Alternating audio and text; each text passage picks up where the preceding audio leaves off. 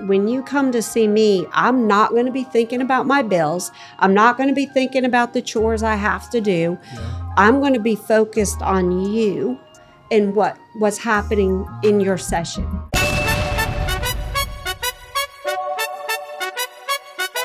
What's up, guys? Lift and Love.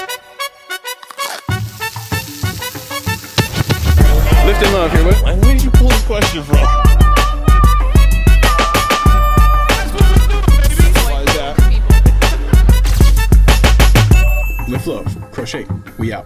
What's up, guys, and welcome back to the Lifting Love podcast. You are awesome, and today we have an amazing episode. But before we get into that, I want to shout out our sponsor, Lake Hickory Pub and Marina, where lake and life meet. They've been gracious enough to allow us to host all of our podcasts here. In the description will be all their social media links. Make sure you go follow them, support them. They've been gracious enough, like I said, to host our podcast here. So thank you to Lake Hickory Pub and Marina. And lastly, make sure you hit that subscribe button because 70% of you are not subscribed to this podcast.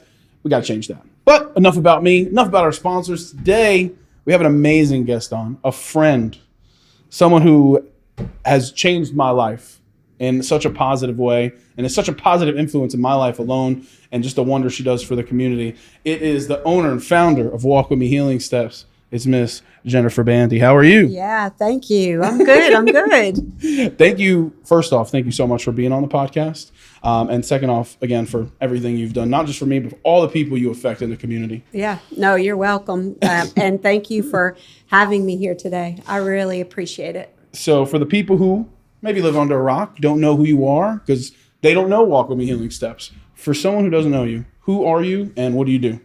Yeah, so I am Jennifer Bandy, and I'm the founder of Walk With Me Healing Steps.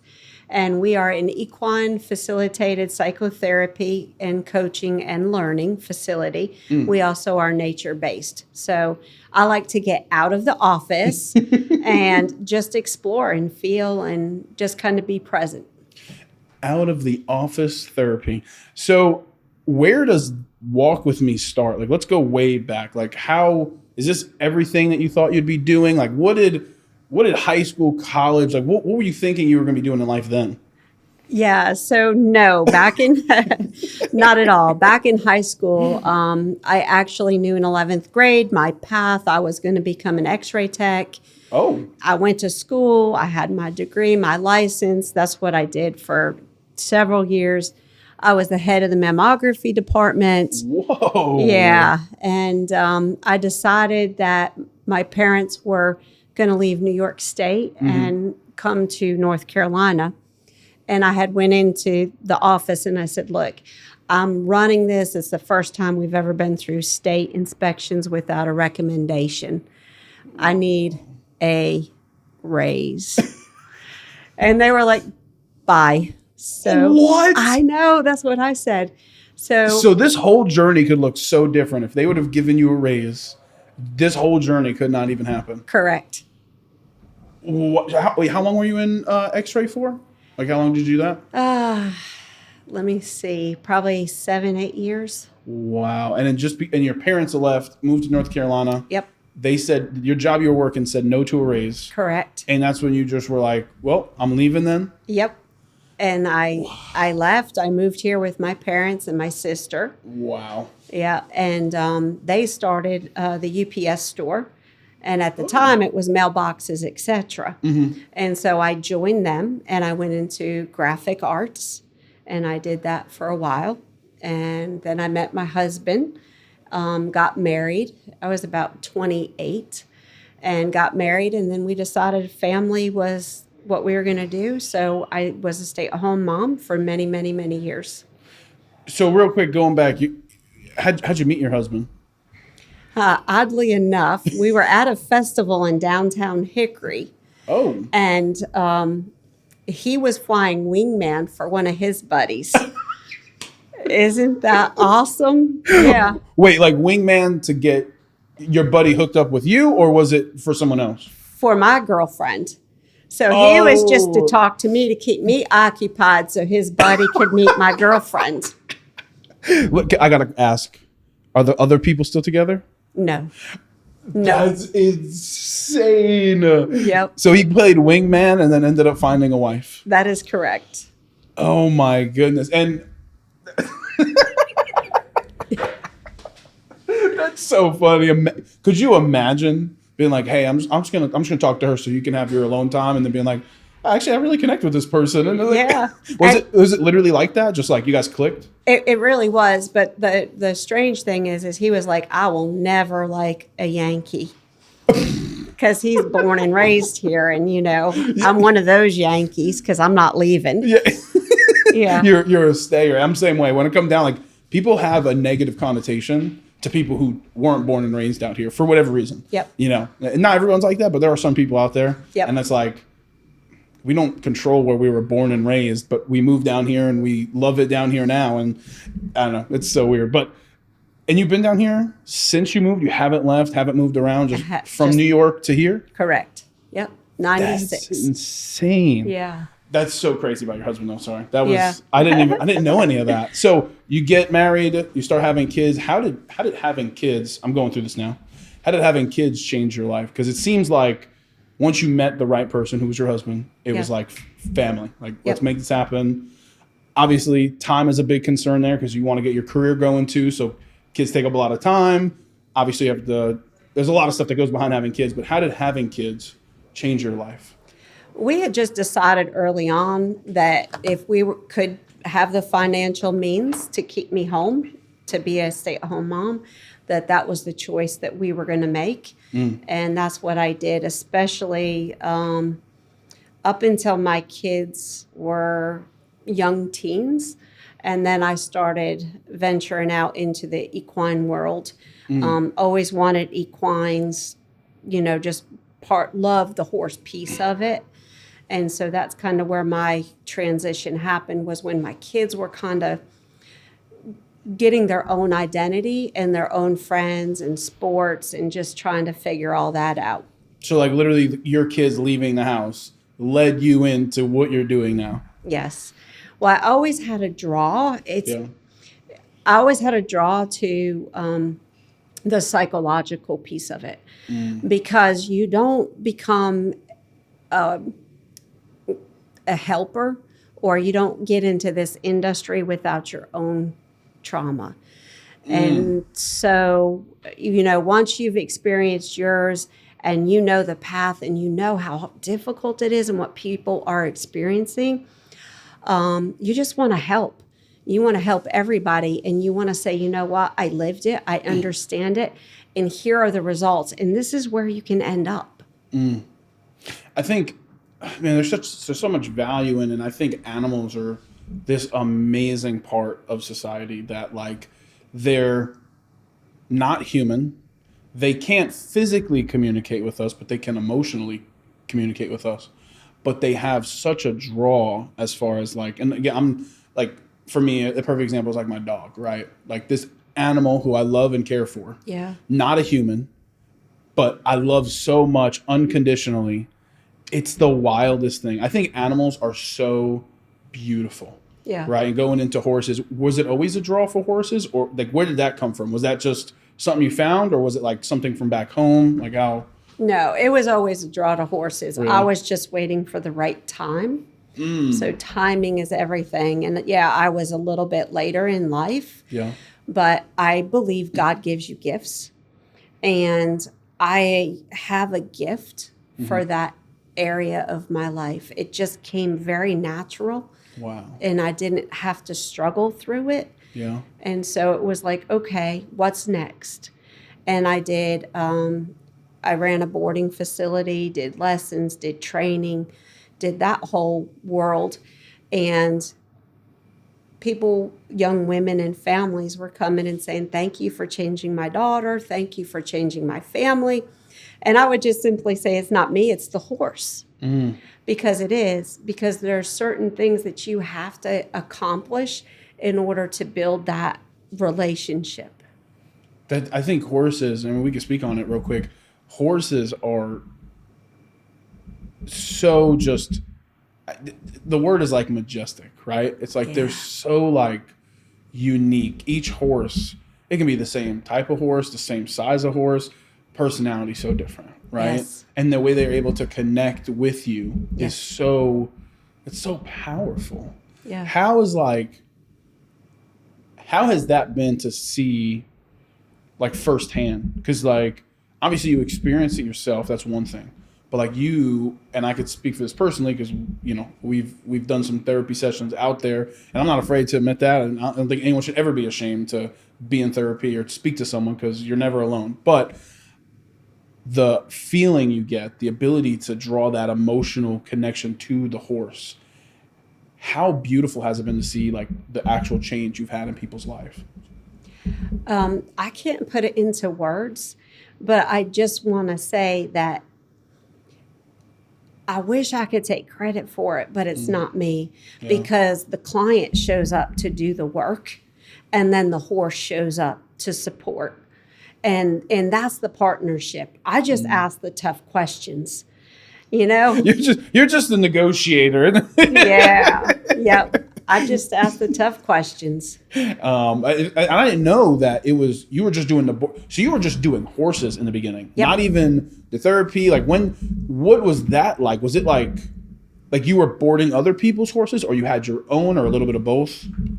So I started out boarding my horses, and then I said to my husband, "Okay, is it time?"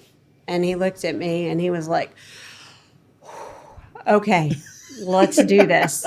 And so that's where I made the shift into the boarding. I bought a farm. I was raised on a dairy farm, so I knew a lot about farming, quote unquote, right? But so I was country raised. So moving or being in country drew me back. No aspiration? So real quick, X-ray tech and your parents had and owned and operated the farm, or no? So my grandparents owned and operated. There was no aspiration for the business, or there was no business after.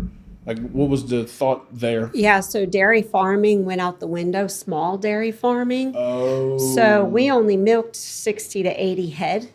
And so if you weren't milking 1,000 head, you couldn't make ends meet.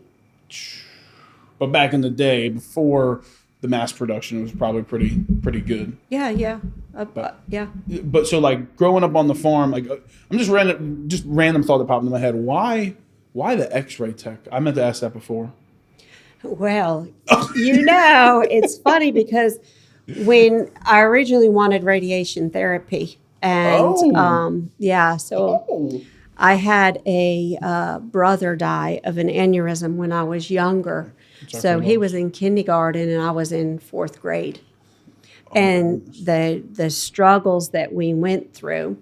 So I was going to go into radiation therapy, and the first day I was down in the department, they wheeled in this young boy, and he was bald-headed and he had the marks on his head, and I was like, absolutely not, I'm out.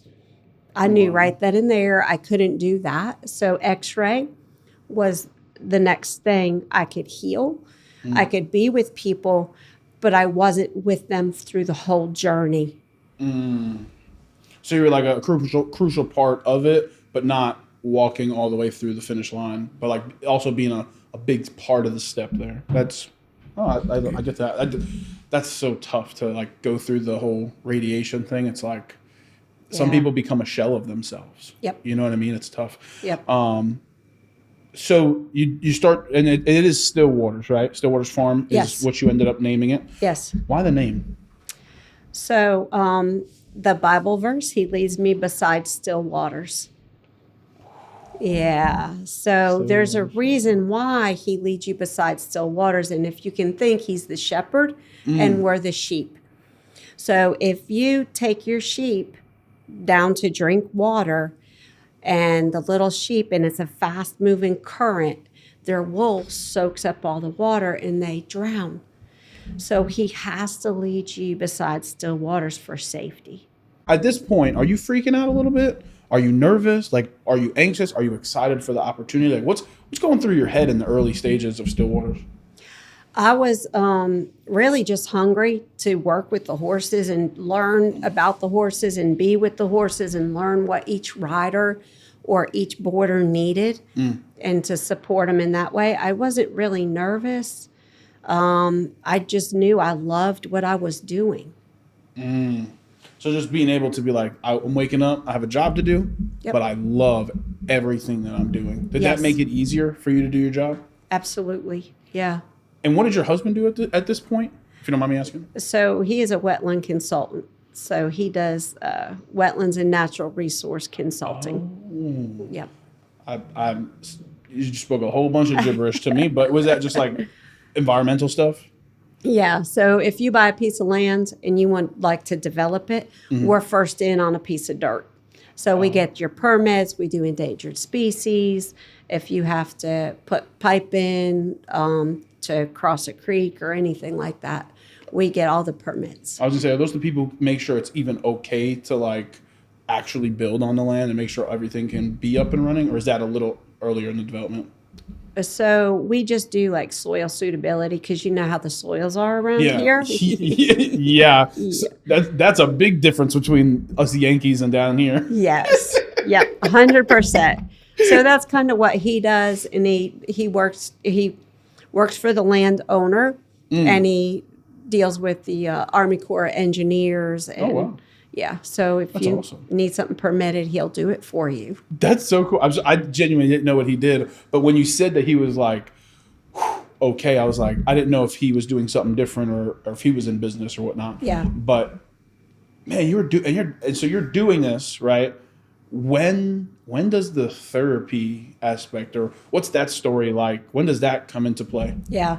I so wanted to, after I was starting to put the pieces together and I saw these young women change at an early age. And I was like, if only I had the opportunity back when I was that age, how my life might be so different, or all the heartache and all the struggles and maladaptive behaviors I created. Maybe I wouldn't have taken that path. So that's where I started, and I was like, I want to do this for all the young women that are out there that are struggling with the trauma of being a young woman. And it could be sexual trauma, it could be verbal abuse, it could be physical abuse. It runs the gambit. For sure. Yeah. And these were just women who are just riding. Like they weren't again, no therapy is in still waters at this point. It is just straight riding horses, but you're seeing that developmental change as they're riding. Yeah. Confidence, value, self-esteem, things that, you just were like, wow, that's powerful. 100%. Again, going back to horses, I think horses have this unique ability to connect with humans. It's weird. And it's not weird. It's beautiful, but like it's weird to think of. Yeah. But like it's just, you feel some type of peace. My first ever experience with a horse, I remember petting the horse, being a little scared and a little anxious. And then the minute my hand laid on the horse, it was like, oh, everything's all right. Yeah. You kind of get just like a peace. And like there's these massive creatures that can produce a lot of strength and run really fast and do all these things, but like they're just like these calm creatures that are just like peaceful, right? I think peaceful is the best word. Yep. So you've seen the change in the young ladies who are riding. What's the next steps to get it to the therapy side of things? So, everything in therapy in the horse world, I feel like costs an arm and a leg. It just does, for some reason. Yeah. So I knew right away that I needed to go nonprofit route because I wanted to offer services to people who aren't covered by insurance, or who have a $10,000 deductible, or they can't afford $165 every single week to seek and get the help that they need or the support that they need. So I did nonprofit, and in that time period, the veteran piece became really clear to me that there is a huge gap in need for our veterans who served us. And I just felt like I needed to give back even just a portion of some sort of peace for them in their lives. And that's one of the cool things too, is you guys offer free services for veterans. Yeah. We're going to talk about here in a little bit. So what is needed to happen to make that jump into being a full just equine assisted therapy? Yeah. That jump was really intense. And because you have to get your nonprofit, you have to file all your papers, you have to do all that end of it. Yeah. And then you have to get established. And it's like equine therapy, what is that? Yeah, I'm going to come ride the horse, I'm going to pet the horse. And there's already that preconceived notion. So now I have to focus on the educational piece. Why is it valuable? How come it bodes so well to mental health? I think the stigma behind mental health is also a huge part of the story. Because around what year are you starting to make that transition? Or let me ask, what year did you establish the nonprofit? 2017, I made that transition. Gotcha. And there is absolutely. And that's part of what I want to be here today to say is that I don't know about you, but I was raised in dysfunction. And so so I brought a lot of maladaptive behaviors with me. Yeah. They just no longer serve a purpose. And so if I can look at that and I can start making some changes within that, how then will it affect my marriage and my relationship with my kids and then with coworkers? And it just goes and goes and goes from there. But it's not mental health. It's not that you have a mental health diagnosis, right? And that's where people become afraid, I think, to kind of look at themselves and say, you know what, maybe I need to make a change here. Yeah, I think for whatever reason, I mean, it's definitely been better lately. But I remember for a good portion of my life that there was this weird concept or grasp around mental health. And luckily for me, at a young age, I was exposed to it. My sister had some mental health problems and some things that went on. That's not my story to tell. She can tell it if she ever wants to one day. But I got to see that. And I had, there was some trauma there, but the stigma around it was the thing that was crazy to me. Yep. Right? Like people not talking about their feelings, but having this feeling or this sense that they wanted to kill themselves. There's how many people on this planet we can't just talk to one another, or you feel a way that you can't talk to somebody, or people around you make you feel that way that you can't talk to them, and you'd rather end your life than seek the help. The stigma around that, not putting blame on the person who feels that way, but the people around them to make them feel that way is awful. And it's so bad because there is so many people out there who've gone through what you've gone through or have been in similar positions that can resonate with what you're going through. Obviously, everyone has their own path, but there are people who have struggled with the stuff that you are going through or have gone through. And I think it's important now because I feel like it's talked more now than it ever was in my lifetime. I mean, I'm only 27, but I feel like it's more important to, like, when someone asks you, hey, are you okay? How are you doing? To just be truthful and honest. And if you aren't, then just say it. But back when I was in high school, it was like, why are you crying? You're a boy. Why are you feeling some type of way, right? Like, that's the classic stigma. But, like, for you, starting, were you a little, I don't want to say scared, were you a little hesitant to jump into the mental health field just because of the stigma of, older generations, or the stigma that maybe you've grown up with and have saw firsthand? Like, were you nervous or anxious at all about it? So, of course, because you don't want to be deemed the crazy one, right? I mean, that's how people think, right? Yeah. Unfortunately, yeah. Right? So, part of my journey, and this is a fantastic story, and this is really what hooked me, was when I went to do equine therapy myself, right? I walked up into this facility and I was like, you're not teaching me anything about horses, right? Because I already knew my level of ability with horses. Yeah. So I walk into the round pen and I get beautiful connection with this horse. And I knew it was less than a minute and I knew I could do it, right? Yeah. Beautiful connection. And the therapist says to me, why do you step out? And I looked at her and I was like, I don't step out. I don't know what you're talking about, but that's not happening. And she was like, okay, are you willing to try it again? And I was like, sure, I am. I'll do it again. So sure enough, I did it again and I stepped out. And I was like, what?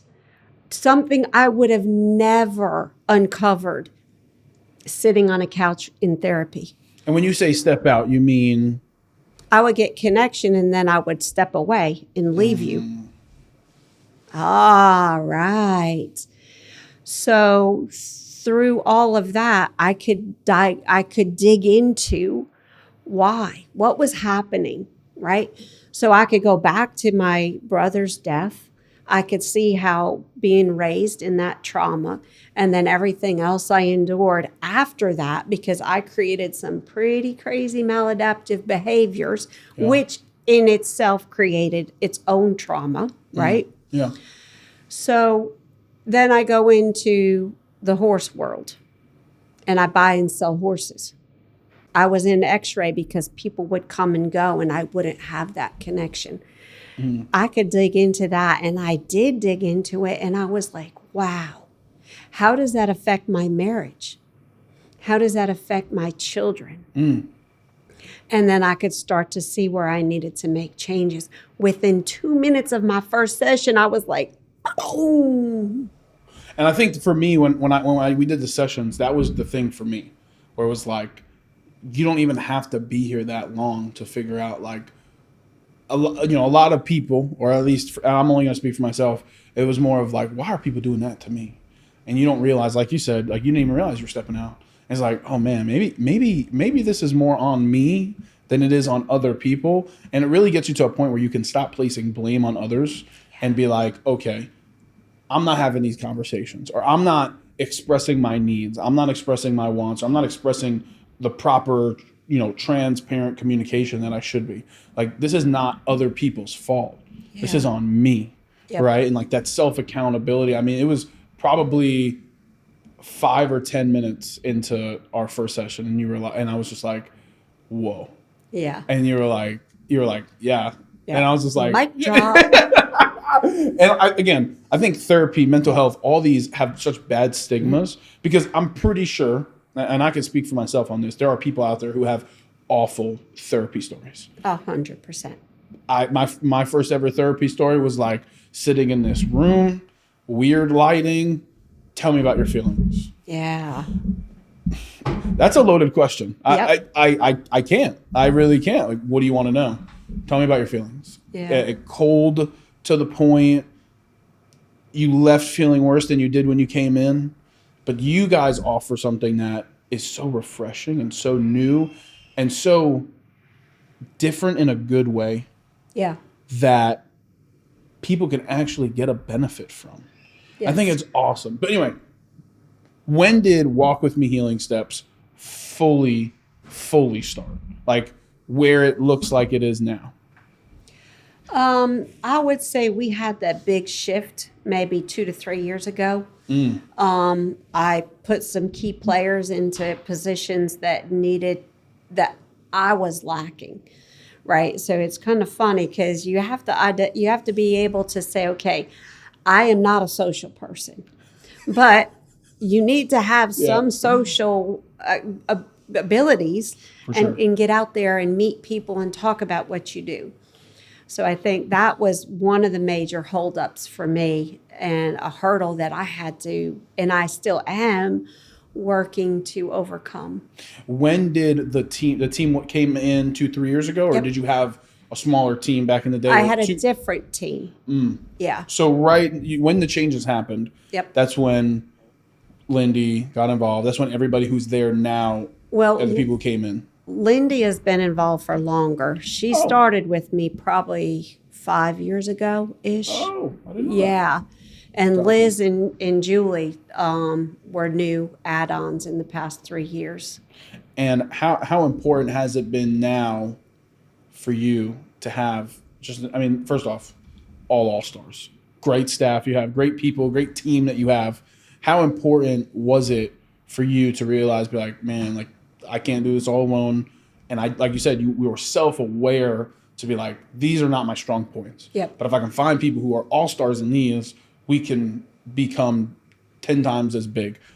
When was that? How was that for you? Yeah, it's really scary.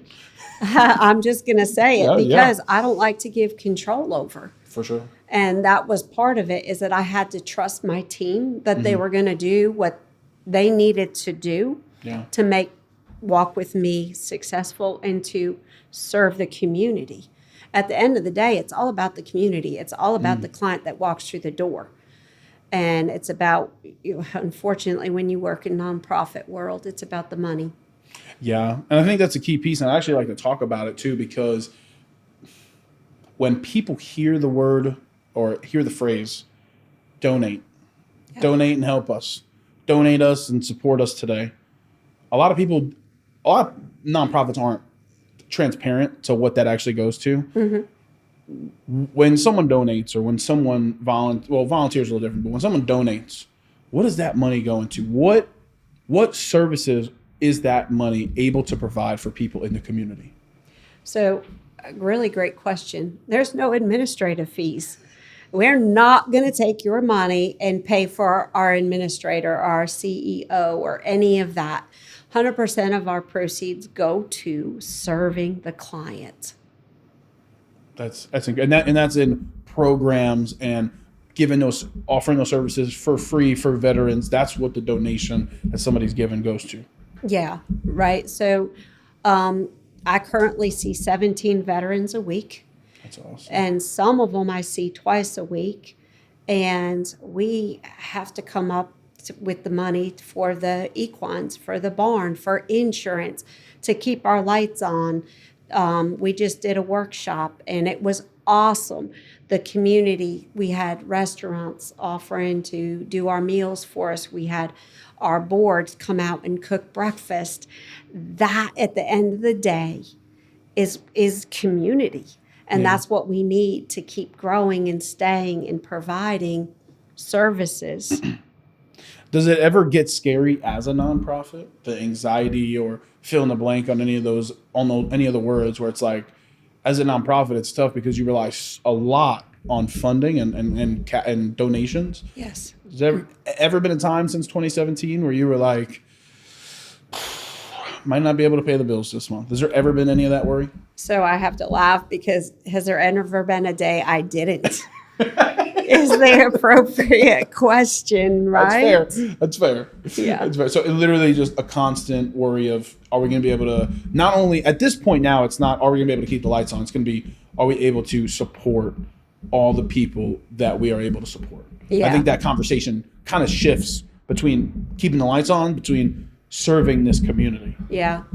So I wish, and I don't know, but for me, if a veteran shows up and says, I need help, he'll never be turned away. Never. Because if you make it that far, I'm going to be there for you. And such an underserved, underappreciated community for whatever reason. I believe we live in the best country in the world. Regardless of who's sitting in office, I could care less. We live in the best country in the world. We have freedoms a lot of people in this world do not have. Yep. And regardless of your political beliefs, I believe we live in the best country in the world. And our veterans who served and sacrificed their life, when they come home, they should be able to be given the best treatment possible. But unfortunately, that's not always the case. And I've spoken personally to veterans. I'm sure you have as well. The services that they're offered are awful. Yeah. And it's so gut-wrenching. They spent time in their life when they could have been doing something else. They could have had whole other careers and had jobs that paid them very well, probably. Yep. But they sacrificed their life and their time, and they're like not even just their time, but their time with their family and all this stuff. Yep. And they come home and they can't receive services.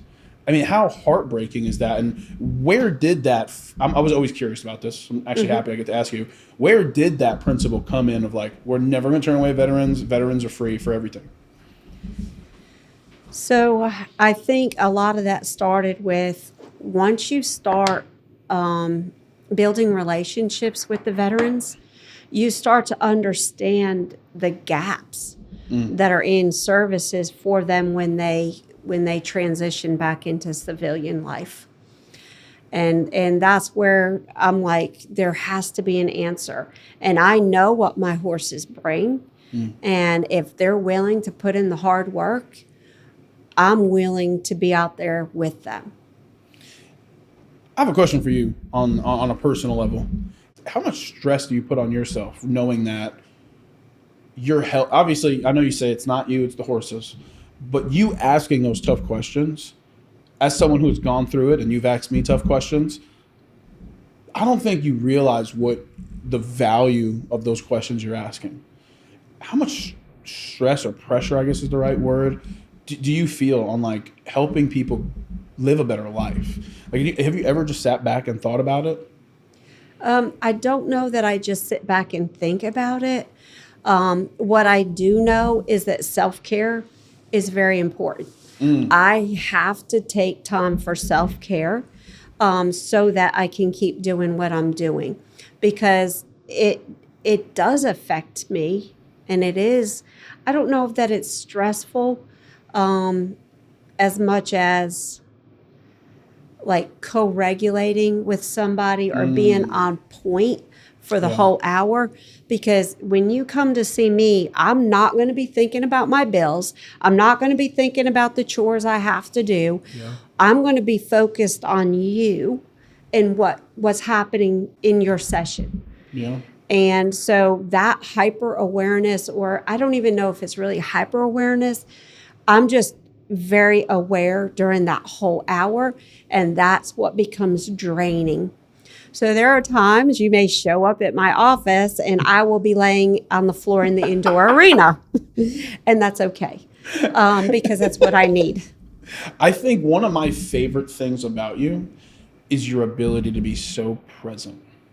As somebody who struggles with the ability to be present, so I'll never forget one of the times we had a session, we were talking about some other stuff and you were like in full business mode, blah, blah, blah, blah, blah. And like the minute we opened that gate, it was like, and you just like turned into like it was so great. You literally just like flipped the switch and you were like, so tell me how you're feeling. And we're like, we were just talking 2 seconds ago about all this other stuff. And like you able to just, okay, boom, I'm in the zone now. It's like your ability to be present. Where does that come from? Have you always been like that? It's a gift. So you've genuinely always been like that? I don't know back in my younger years if I was 100%, but since I've made this transition in session, I am always 100% present. Now, when I'm in the office, you may not get that. It just may not happen. So, and there are times where my husband has to say, Jen, I need 15 minutes of your time. And that way I understand that I need to be present. I need to be focused. I need to put my stuff away and be there, be in that conversation. I think it's just an impressive ability to have. Obviously, it seems like it is a gift because I can't do that all the time. And it's so, when you get pulled in a million different directions, it's hard to just be like, I need to focus on this. But your priority is anybody who steps on that farm and is like, I need help. Yep. I'm not in the right mindset. I'm feeling X, Y, and Z, fill in the blank. And your just ability, like I said, to just boom. Yes. It's go time. Yep. It's like you're a professional athlete when it's like, hey, we're practicing, oh, game time. And now it's like we're going game speed all the time, no stop. Like this is what's happening. I find it to be so impressive. Thank you. I'm just like, when it comes to talking to so many people, right? Because I'm a big energy guy. I think energy is huge. The energy you put out, the energy somebody gives is like invaluable. Like if somebody can bring energy to a room or a conversation or like, I don't know, for some reason it's just like it gets you going, right? It gets people going. There's so much transfer of energy all day. All day. Like, are you just not exhausted by the end of the day? So I have to pick and choose. Right. And so that's why socially I'm like, yeah. But definitely anything in session, 100%. So I'm the opposite because most people that come to session are really nervous, have hypervigilance. They might even be broaching a panic attack. Whatever that looks like, usually their energy is so much bigger than mine. So I don't match them. I have to do the opposite. So there's little tricks and tips that I do during session for myself. And I keep something in my pocket and I rub it to help regulate. I also breathe. Yeah. That's a good one. You may not see me do that, but I will do it. And that just helps reset my nervous system so that I can kind of try to co-regulate with you a little bit more. I just find therapy and anyone in the mental health space to be just extraordinary. Because if you are dedicating your life and your time to helping people better themselves, it takes such a selfless person. And I think, again, I'm just completely giving you all your flowers while we're here because I have a lot of love and a lot of respect for you and what you do. So going back to Walk With Me, for the people who may not know, what exactly do you guys offer? What programs are there? What exactly does Walk With Me do for people who might not know? Okay. Walk With Me has a veteran group. It's called Operation Battle Horse. We have women's trauma group, which is Beautiful Balance. We have a youth group, which is called Stable Steps. We do developmental excursions. So that's more of a learning, cognitive, repetitive type of group. We have Barn Buddies, which is 18 plus neurodiverse. The thing that I also love about Walk With Me is that you guys serve so many different populations. It's not just veterans. It's not just domestic violence victims. It's not just kids. It's like you're in 5 different populations. And not only that, the people who are in these programs, you're not just affecting them, you're affecting their family, their friends, the people who they speak to, right? Because anybody you interact with is slightly an extension of you, but the acquaintances and family and friends, they're a more closer extension of you. Ever weigh on you? Ever thought about it? Like the way you're able to help relationship building and just help people in their everyday daily activity. Like, it's a strong, powerful thing. Yeah, so I don't necessarily think of it quite like that. How I think about it is if you want a deeper, more intimate marriage, or you want to have your marriage survive, or, you're just really not communicating well with your kids. Of course, who does it? They're just like, but part of it is the tools and to understand. And so if I were to ask to tell me the 8 core emotions, not many of us can, right? Because we weren't taught. It's not a class in school. And God knows our parents didn't know their 8 emotions either, right? Maybe just anger. Yeah. Right. Is cursing an emotion? It might be, yes. And so if I can give you that knowledge, and I can talk to you about your emotional threshold and what it looks like to stay within it and not go above it or below it, and I can give you tools to help you stay there. And then now we're going to talk about communication. I know you wouldn't believe it, but I'm not the best communicator in the world, right? I know, right? But learning how to communicate and understanding that the person you're talking to has a whole different perspective and may not hear what you're saying that you think you're saying. Does that make sense? Yeah. So we work on that as well. And then we work on respect and how do we build trust? Because I'm not going to be vulnerable with you if I cannot trust you're going to keep me safe. I think communication too is, so I went to school for, I just did like general arts and I fell in love with communication. I mean, obviously, I'm just, who would have thought, you know? Right? The guy who loves to talk, loves communication. But 2 classes that were super valuable, public speaking and interpersonal communication. 70 to 80% of us actually speaking to each other, communicating with each other, nonverbal. Yep. Our motion, our way to stay present, eye contact, facial expression, your demeanor. I mean, even something as like slouching compared to like sitting up straight, like all these different things you don't even think of. Yep. They become like behaviors at some point, but you don't even think of. Communication is everything, everywhere. I mean, the shirt you wear, right? Your branding, your shoes, the car you drive. Yep. Everything is communicating, right? Yep.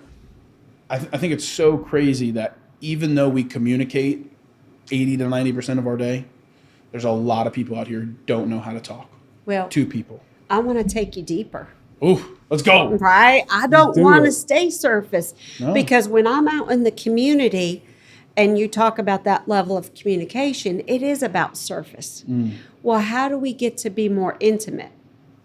Oh. Right? So when I say intimate, most people think of sexual relations. I want to be more intimate to get to know you in your deeper spots that you might keep hidden. That's how relationship builds. I think the cool thing too is that, like, again, people sexually view relationships. When you say the word relationship, you think of boyfriend, girlfriend, husband, wife. But like us knowing each other is a relationship. Yep. Someone you know who you can meet outside or become friends with, that's a relationship. Relationships are everything in business, in life, your wife, your husband, your boyfriend, girlfriend, those are relationships. I think it's so valuable to be able to not only talk, hard conversations are a part of life. Yep. But when you can have hard conversations and be comfortable having them is so valuable to relationship building, especially in the business world, especially when like money's involved. I think those are like really hard top conversations to have. Yep. But like specifically even in like your marriage, right? It's like, oh, well, we budgeted this, but like I need to spend X, Y, and Z amount of money. And it's like having those hard conversations in life and just being able to communicate in a more intimate, open, transparent environment is so helpful to not only you and your spouse's relationship, maybe you and your parents' relationship, because maybe there's trauma there that you weren't able to open up and talk about, but now you're able to have those conversations. So a big part of being intimate and doing all this is being able to build relationships. Yes. Something that I didn't know that I did a lot of was build relationships. The problem was when I was younger, I also destroyed a lot of relationships. When you're talking to somebody, what are some things that you say when it comes to like relationship building and being able to clearly, assertively communicate in a relationship, whether it be husband, wife, friend to friend, whatever that might look like? What are some things that you would say to someone on like communicating efficiently in a relationship? So depends on the level of the relationship. I always say there are boundaries. If I'm meeting you for the first time and we're having coffee, you're going to know very little about me, the inside me, because I don't know if I can trust you with who I am yet. Yeah. Right? So as we build relationship, as I learn that I can trust you, I might give you a little bit of information about me just to kind of see where does it go? How does this feel? Yeah. Right? And then of course with our spouses, we want to be able to have those conversations. Finances are great, right? But I want to be able to, so I can't spell. Seriously? Seriously, I can't spell. To me, that is a very vulnerable part of me. Yeah. And so when I tell you I can't spell, I need you to hold that space for me. Because if you laugh at me or belittle me, it's going to hurt really bad. Right? And then my inner critic's going to step in and it's going to call me all these really bad things because I shared that secret. You shouldn't have done that. Why did you do that? That was not, So for me to let you know that I can't spell, and I will tell you the minute I tell you I can't spell, don't ever pick on me about that because it will wound me badly. Yeah. It will hurt. So now in this relationship, if I were to tell you that, and you went to pick on me, what do you think's going to happen? That's just gonna completely ruin the trust there. I mean, the relationship Gone. is, yeah. I mean, it's going downward. Yep. I think first off, I appreciate you saying that, and sharing that. But like at the same time, it's like those relationships. It's like, how much does someone really mean to you if they can feel like they trust you, give you this secret, we'll just call it, like someone shares something so open, right, and intimate, and the first thing you think of is to make a joke, right? I think if we go back to the basis of relationships, it's like, But hold on.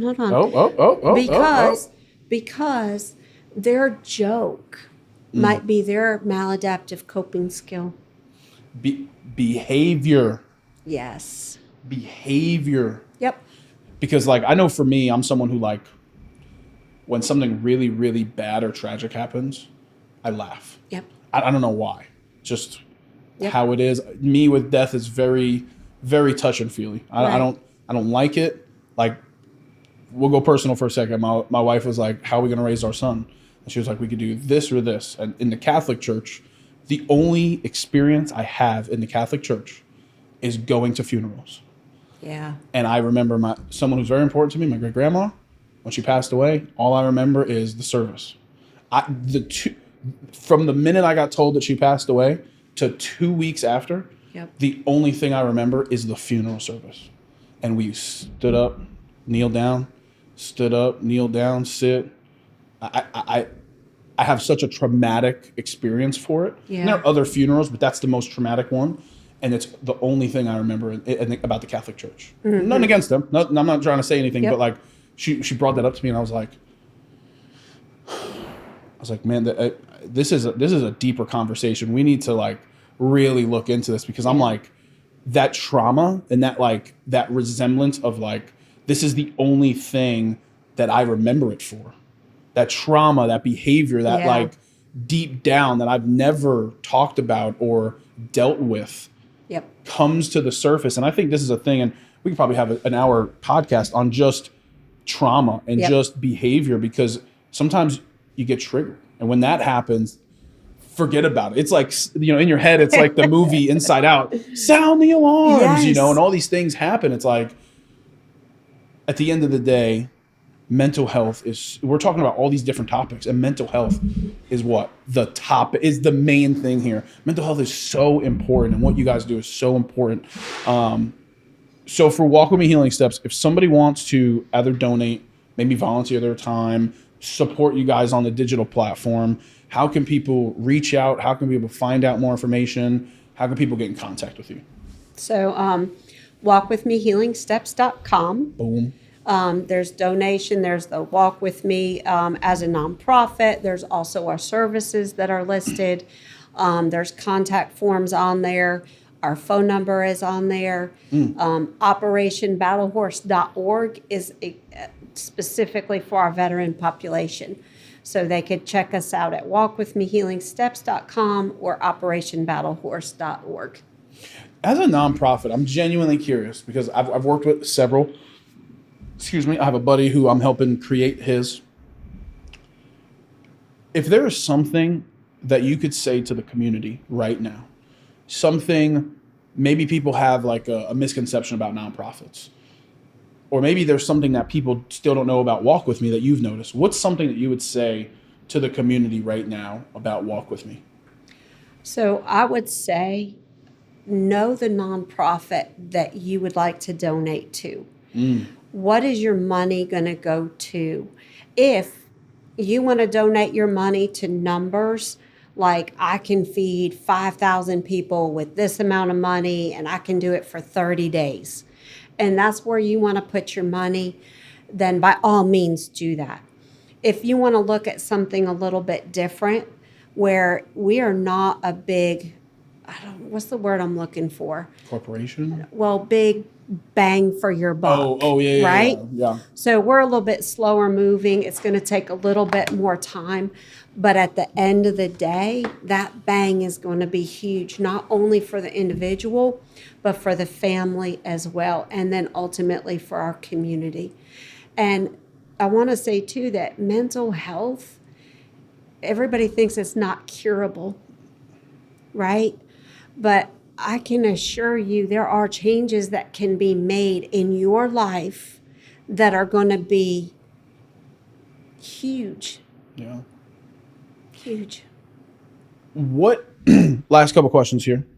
Really do appreciate your time. For you, in let's just go from 2017 till now, when Welcome You really kind of blossomed into what it is now. What has been the biggest lesson that you've learned? I would like to invite everybody to have curiosity about a person and ask for clarity, because we are not mind readers. I can guess all day long, well, what did that mean? And you know, kind of go through that. Be curious and ask, well, what did you mean by that? Could you explain that to me? So ask for that clarity. That is, as someone who has done therapy with you, that is your favorite question. What do you mean by that? Tell me, what do you mean when you say that? Yeah, You got to go deeper. I want to understand, because what I would say to that is not what you would say to that. Perspective. Perspective is this weird thing. And literally, the last podcast we had this conversation too. We could both look out here at a piece of art, play a song of music, whatever that is. We can look at it and be like, have two completely different conclusions about it. Yep.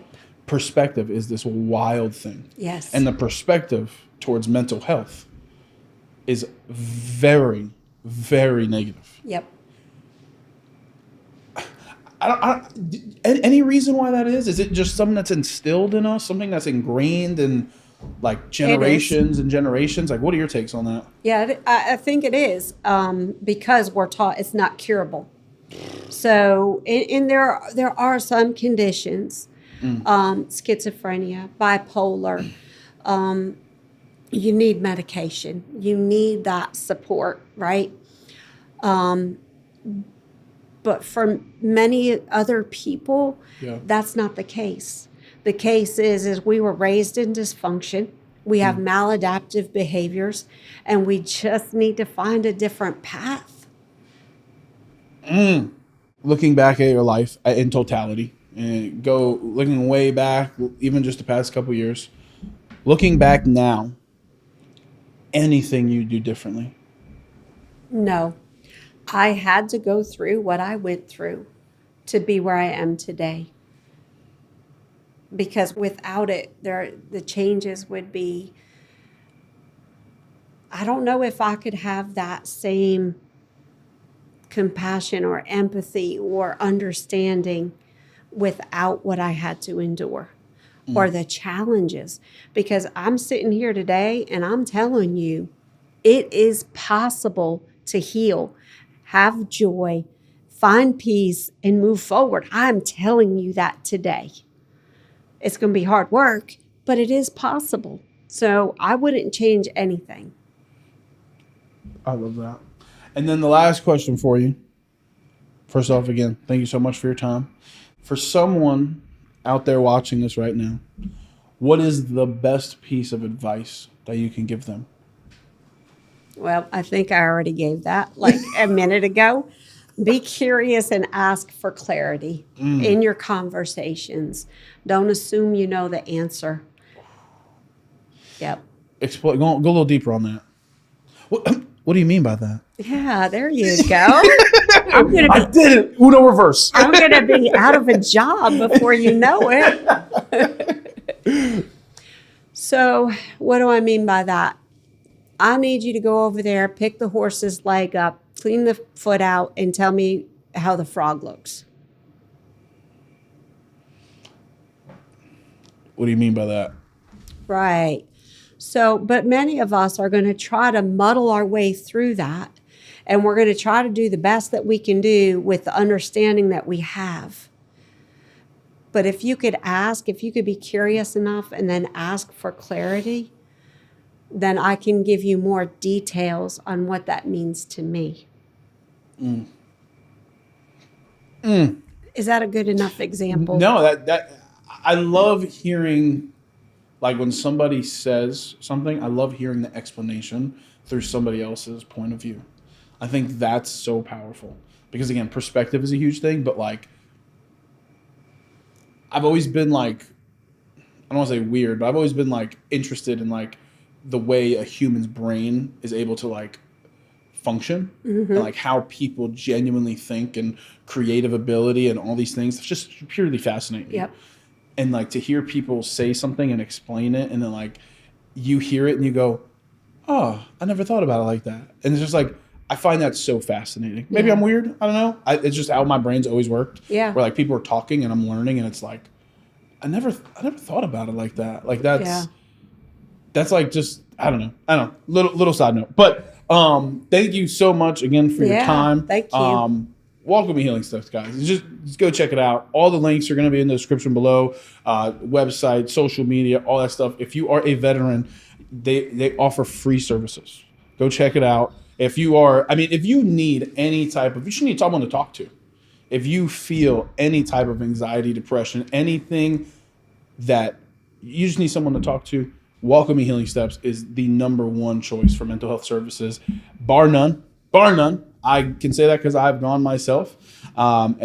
Seriously, thank you so much for your time. So one more time, Welcome Me Healing Steps. All the stuff is going to be in the description below. Lake Hickory Pub Marina, shout out for being our sponsor for this episode, where lake and life meet. If you haven't, also go follow them. Support them. Amazing local business here in the Hickory area. But most importantly, guys, lift love, crush hate. Till next time, we out.